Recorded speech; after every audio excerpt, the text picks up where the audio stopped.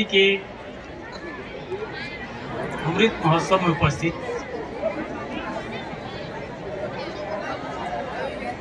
सभी आगंतुक, माननीय अध्यापिकाएं, मंच पर उपस्थित अध्यक्ष महोदय और मुख्य अतिथि जी, आप सबका मैं हार्दिक अभिनंदन वंदन करता हूं। उसके बाद सबसे पहले मैं जनरल बिपिन रावत जी, सीडीएस, जो देश के पहले सीडीएस बने हैं, उनकी हेलीकॉप्टर दुर्घटना में मौत हो गई है। पूरा देश आज शोक मना रहा है। उनको मैं तहे दिल से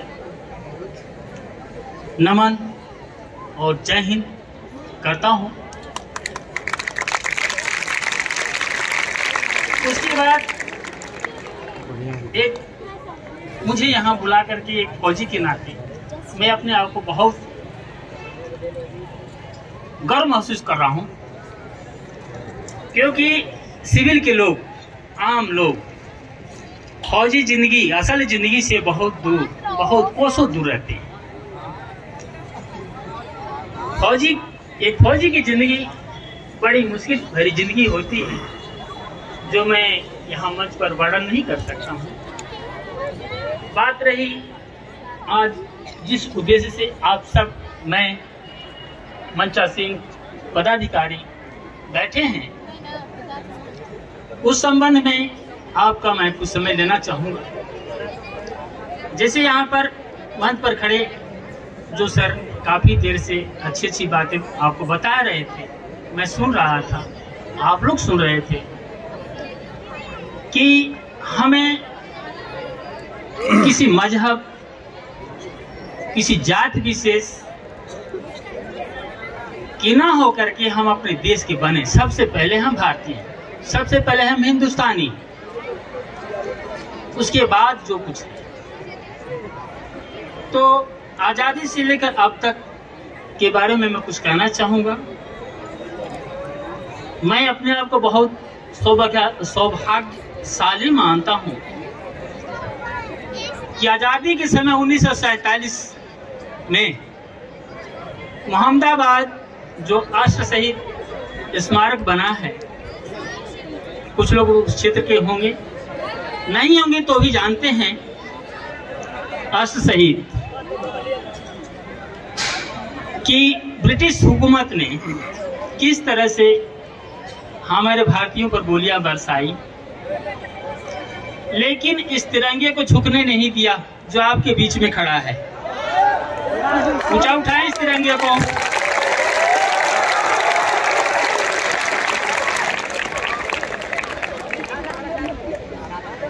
एक को गोली लगती थी तो दूसरा जब झंडा लेके गिर जाता था तो दूसरा उठा लेता था, फिर उसको गोली मारी जाती थी।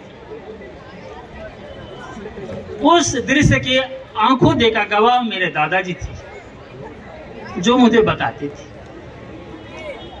उसके बाद जो अभी सर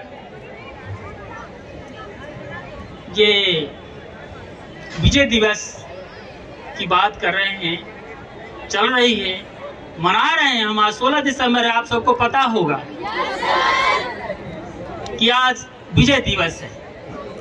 विजय दिवस 16 दिसंबर 1971 को, उस समय मेरे पिताजी ढाका में थे 1971 की लड़ाई में। बांग्लादेश, जो आज बांग्लादेश की राजधानी है, ढाका में थे, मुक्ति वाहिनी सेना के जनरल नियाजी हुआ करता था पाकिस्तान का। 93,000 सैनिकों के साथ आत्मसमर्पण कर दिया था हमारे ब्रिगेडियर राजेंद्र सिंह के सामने। इतिहास गवाह है। आज वो विजय दिवस उस खुशी में हम मनाते हैं। 1971 के 16 दिसंबर को विजय दिवस हम मनाते हैं, उस खुशी में कि पाकिस्तान ने 93,000 फौजियों के साथ आत्मसमर्पण कर दिया था हमारे देश के सेनाओं के सामने। उसके बाद बाकी लड़ाइयों का मैं क्या जिक्र करूं, बस आप अच्छे एक नागरिक बने, अच्छे सैनिक। आप लोगों में से बहुत, आप देश के भविष्य हैं। हमें नहीं पता, किसी को नहीं पता कौन आप में से सैनिक बनेगा, कौन इंजीनियर बनेगा, कौन डॉक्टर बनेगा, कौन वैज्ञानिक बनेगा।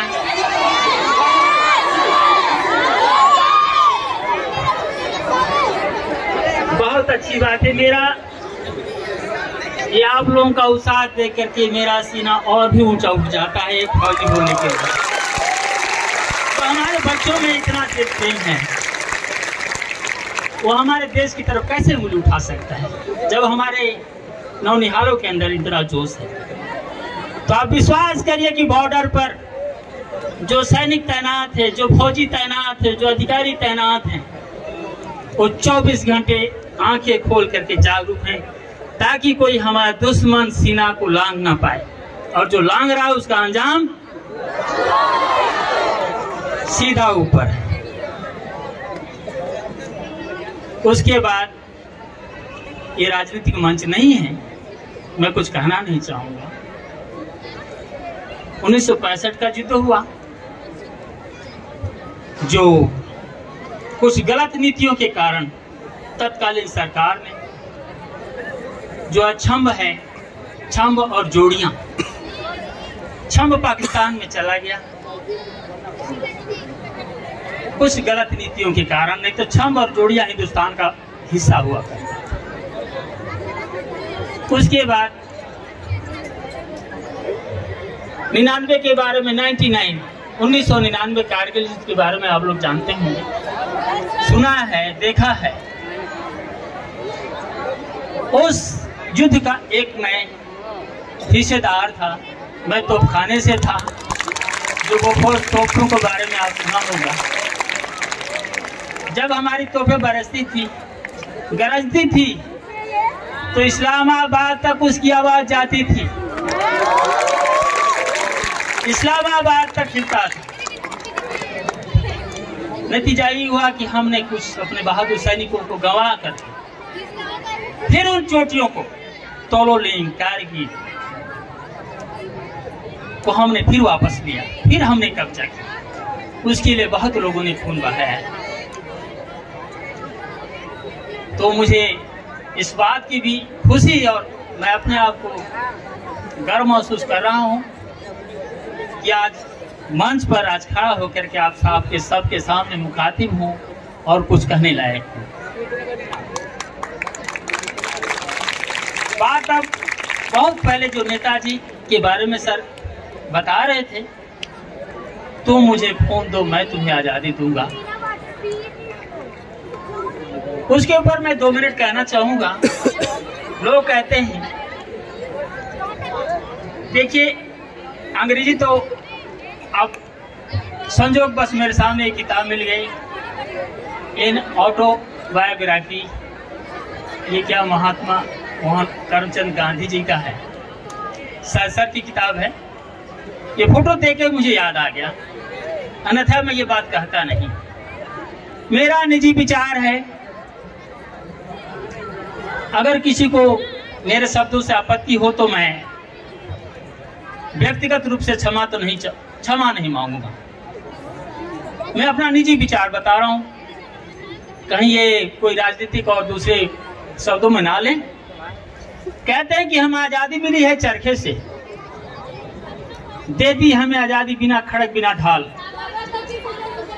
जो भी है, मैं नहीं मानता कुछ चरखे से आजादी मिली है।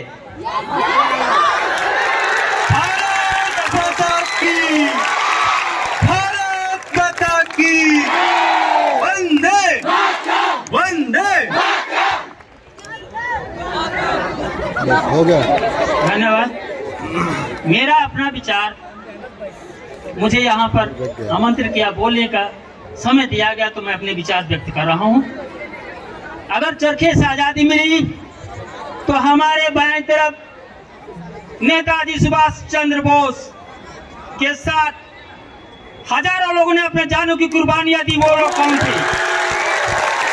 कोई मुझे बताए।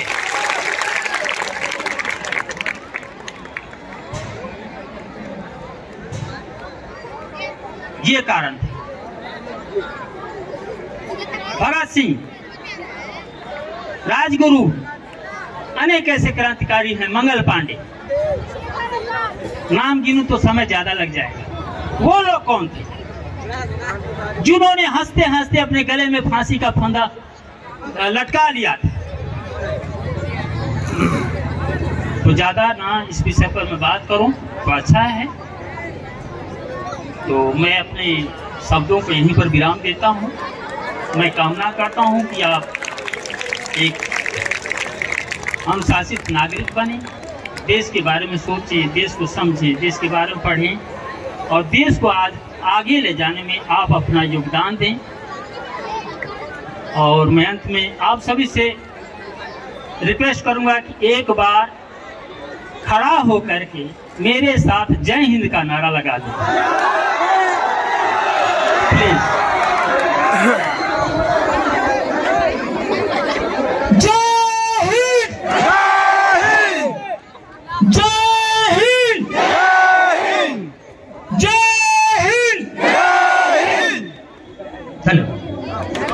बैठ जाइए।